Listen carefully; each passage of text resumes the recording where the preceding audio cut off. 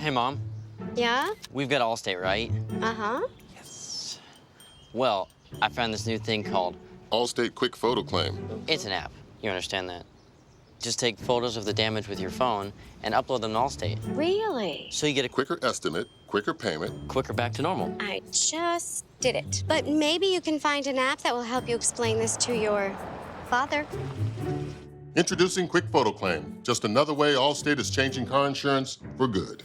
Put me on the cover of the Rolling Stone, uptown, down home, American kids. How'd you come up with the rum that you make that you decided? Well, that to was a pick? process. I mean, like, you know, like I don't do anything halfway, you know. So when I decided to do this, I wanted it to be as authentic as hopefully as my music was, you know. And it was real important for me to not just let somebody slap my name on it and my life in the islands and benefit off of that.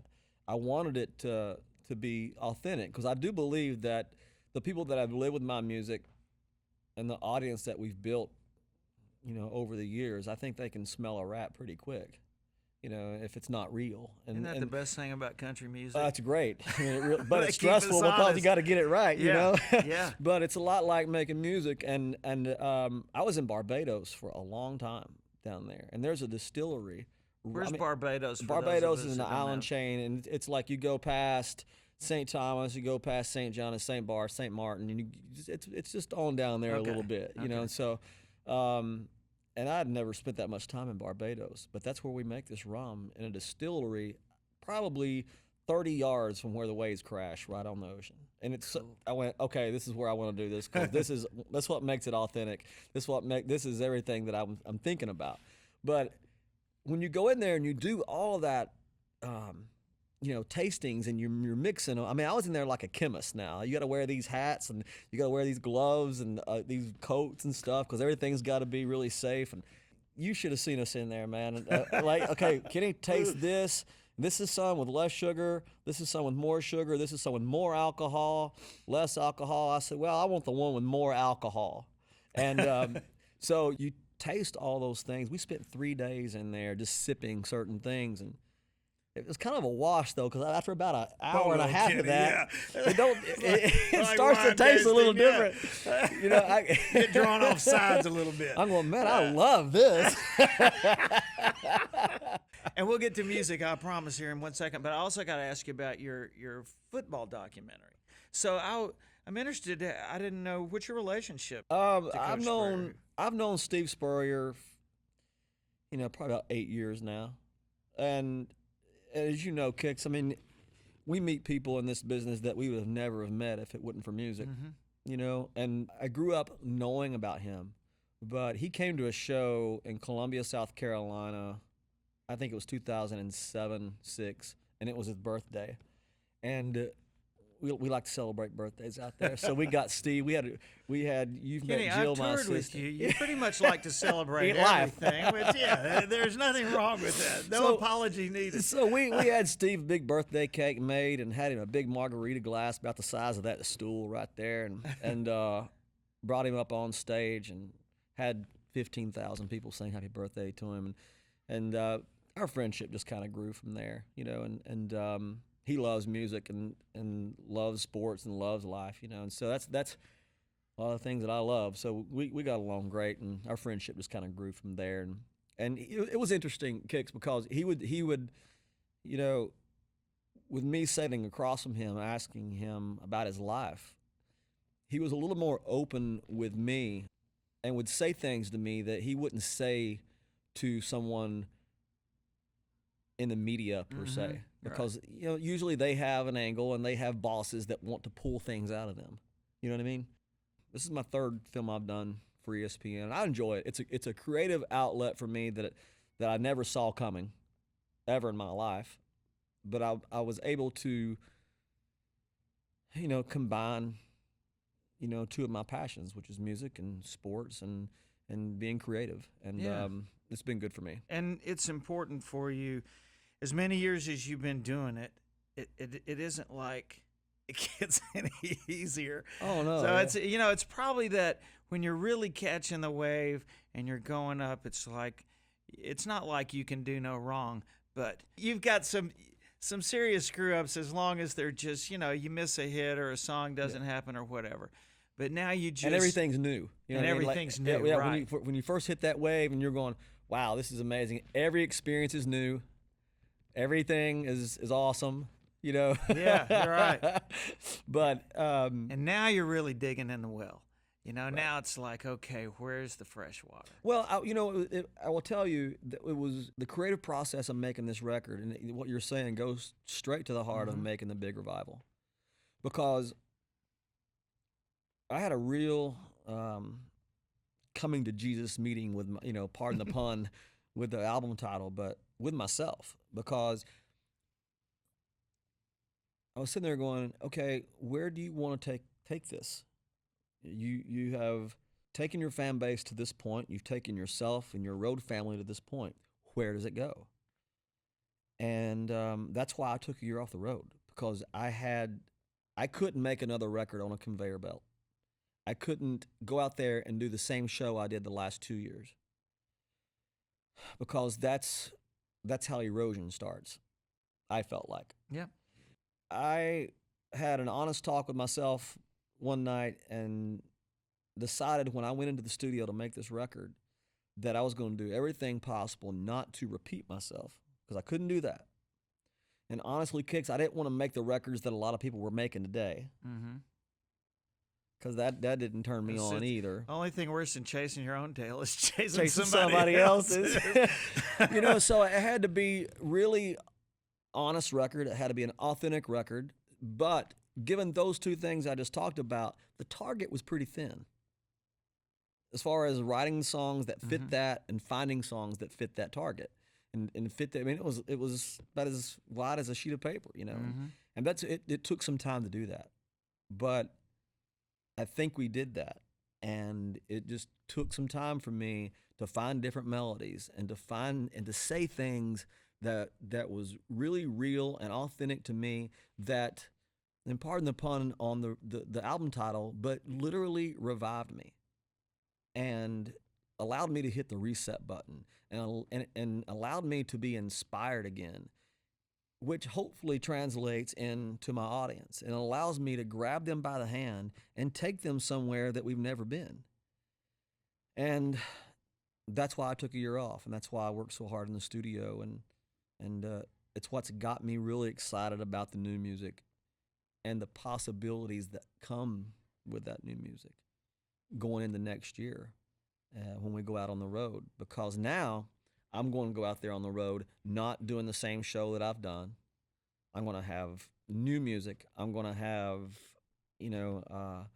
just this energy of reconnection and revival and rekindle and reclaiming, all the stuff that comes with that. And like copperheads. yeah, man. Yeah.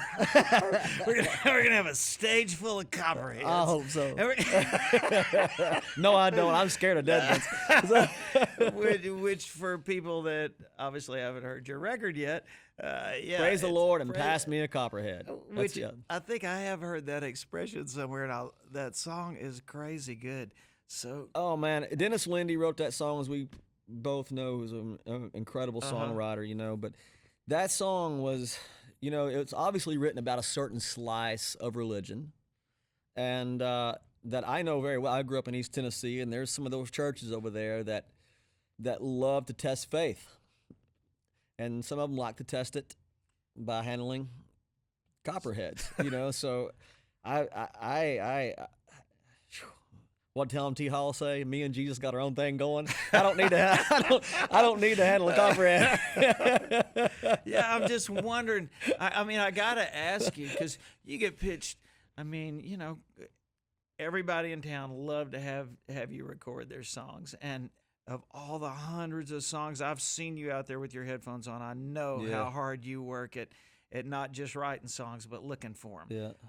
What would make you, of all the songs you hear, to praise the Lord and pass the copperheads and go, oh, I got to cut this? I know. There was just something the way it hit me, and it was the title of the song, because I did feel like that's what I was feeling, was this revival, this creative revival in the studio and the new music we were recording, and I cut that song late in the process.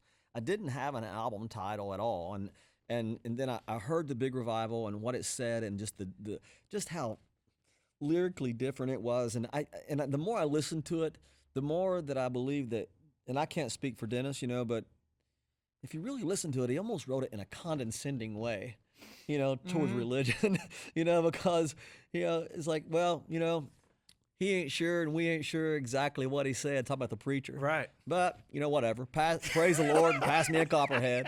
I'll believe him, So it's kind of got a little condescending tone to it, but it was just so unique. And I was just so drawn to that song, but the title of that song fit what I was feeling about the overall direction and the overall feeling of where I was in my life and in my career and where I wanted to take my audience.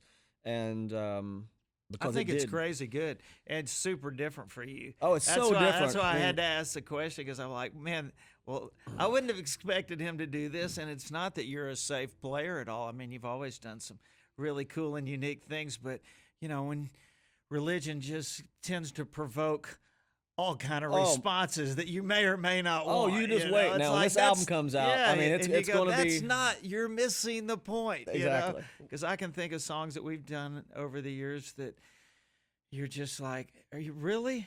But anytime that you mention that religion becomes involved, then people get they get personal, so bent out of shape. Yeah. They have their own take on it, and it's real provocative and very personal to them. Yeah, well, I grew up, Southern Baptist, and I grew up in that kind of, that kind of mentality. Yeah. But I think the older I get, I'm more of a, not to get too spiritual or religious in tone, but I guess it's the songwriter coming out in me a little bit. I feel more spiritual than religious these days.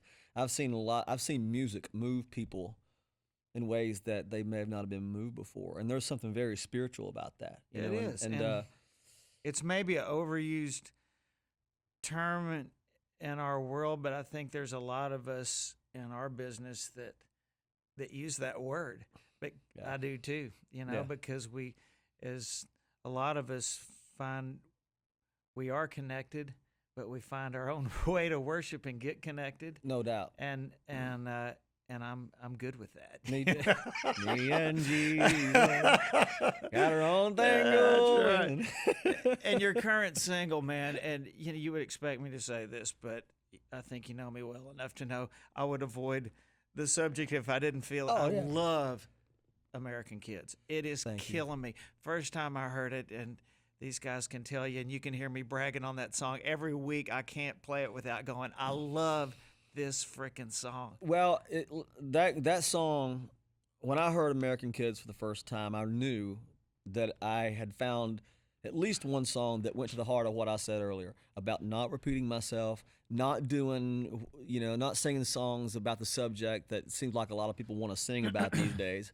I didn't want to do that either. And when I heard American Kids, I went, if there was a song that was tailor-made and written for me about my life, about how I grew up, about how my generation grew up, and generations period. I mean, there's all the lines in American Kids are just postcards. Yeah, man. Especially if you grew up in a small town, or just postcards of real life. You brought it home. I think you've always had a real sense of nostalgia in your music too.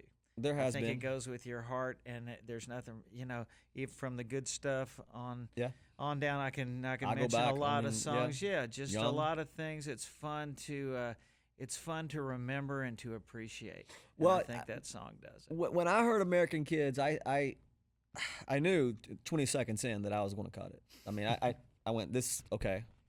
You could turn it off right now. I'm going to record that song. It was just so authentically real to me because I have been the guy dating the girl whose dad didn't like me very much, and I've been the guy that made out with the girl in the Baptist church parking lot and went to football practice on Monday and maybe stretched the truth a little bit about how far it went. You know what I mean? Yeah. And it was just, there's so many images in that song that I just went, awesome. Somehow they looked into my past, looked into my soul, and wrote a song about it. And that's what great songs do. I think if that song can do the same to someone out there, that's where the connection is, you know. And I mean, I couldn't have picked a better way to kick off the big revival than with American Kids. Yeah, man. Big old hit. Congrats. Great piece of work. Thank you, man. It's good to catch up a little bit. I'm going to come out there on the road and terrorize you. Oh, please do. We'll catch up some more. I can't We'll wait drink to wine, drink rum, write Can't some wait to songs. see the show. Let's see what all kind of alcohol we're making. Maybe we'll come up with a hit. All right, pal. Thank you. All right, buddy.